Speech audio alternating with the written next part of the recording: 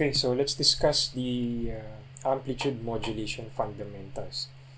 Okay, so what is amplitude modulation?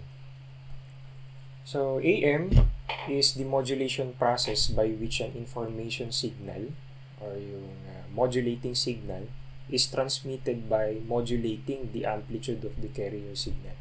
Ano ba ibig sabihin ng modulating? Sinabing modulating, ibig sabihin binabago natin. Okay? Yung isang characteristic. Okay, in this case, yung binabago natin na characteristic is yung amplitude ng carrier signal natin. Okay? In layman's term, isipin nyo parang ganito. Pinapasakay natin yung ating information signal doon sa carrier. Okay? Para matransmit siya from point A to point B. Kaso, ang process lang is binabago natin yung amplitude ng carrier. Okay?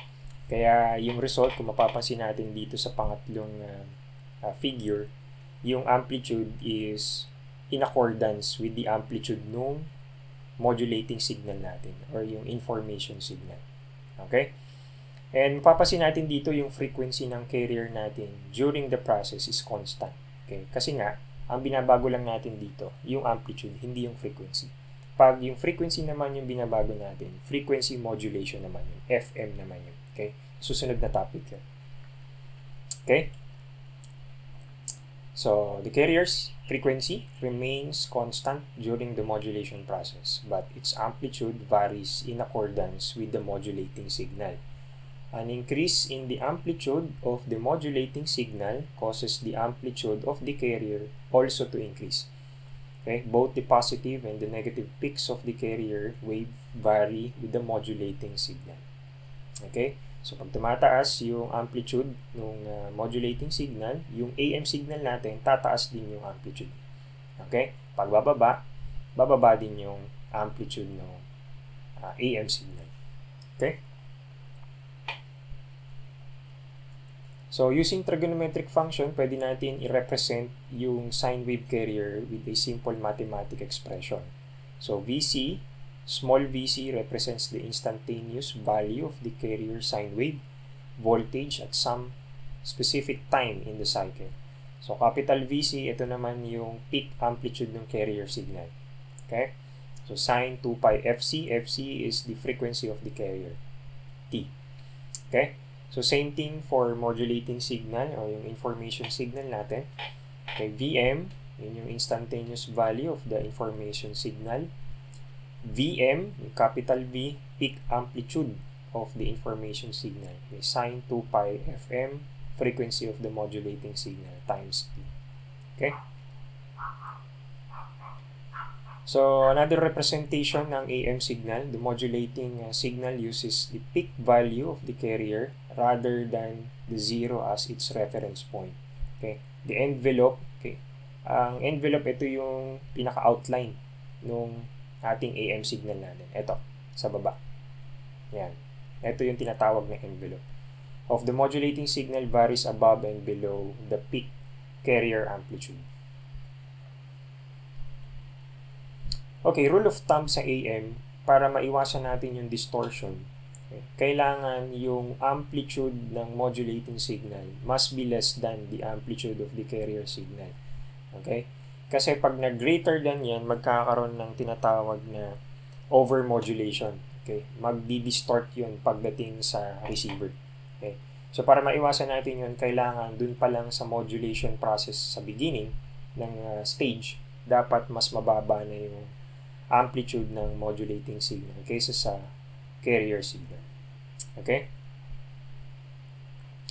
So, ito yung simple block diagram ng AM process. Ito yung ating information signal nasa kaliwa. Ito yung oscillator natin. Ito yung nag-generate ng carrier signal natin. So, meron tayong multiplier circuit dito and yung product niya is AM signal. Okay? So, mathematically, i-add lang natin yung amplitude ng carrier sa modulating signal. Okay? And then, in result, yung frequency ng AM signal natin is yung FC. Okay? Yung omega C dito is angular frequency. Okay, sulat ko. Angular frequency to.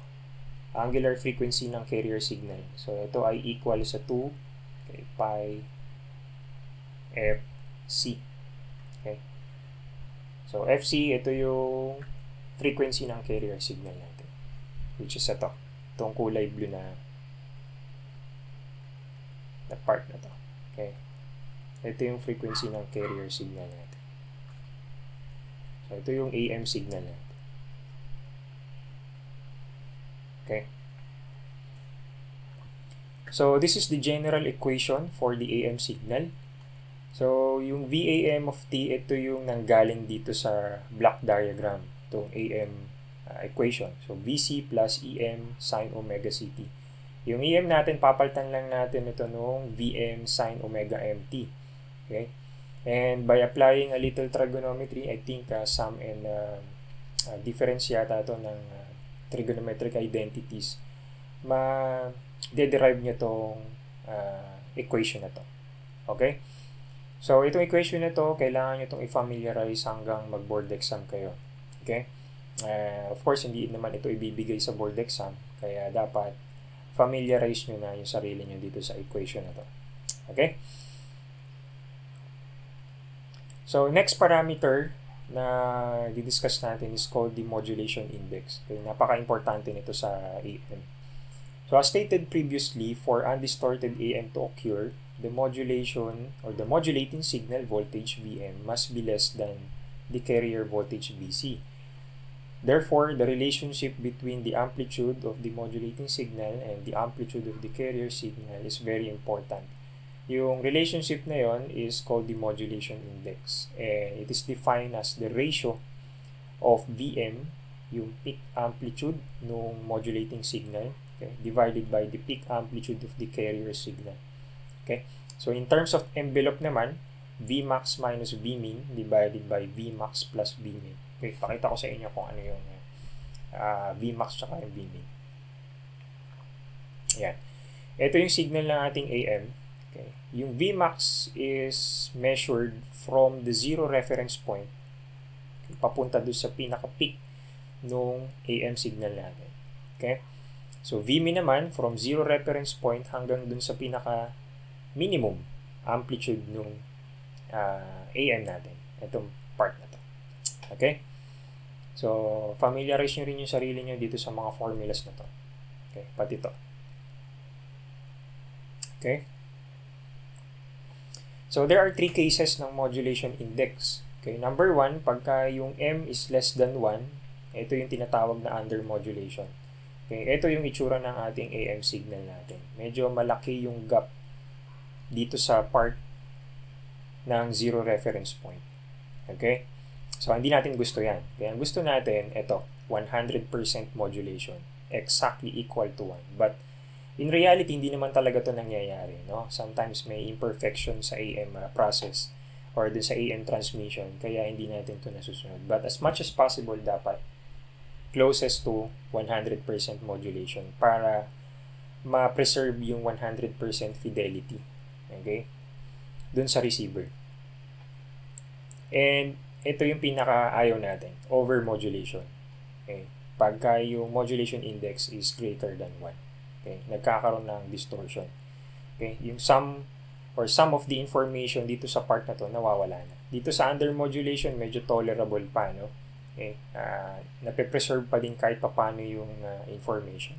Pero dito talaga sa overmodulation, pagka yung M is greater than 1, nawawala talaga yung part ng information dito. So in result, pagdating sa receiver, hindi nagiging maganda yung nare-receive na signal. Okay? Na babawasan yung fidelity ng transmission.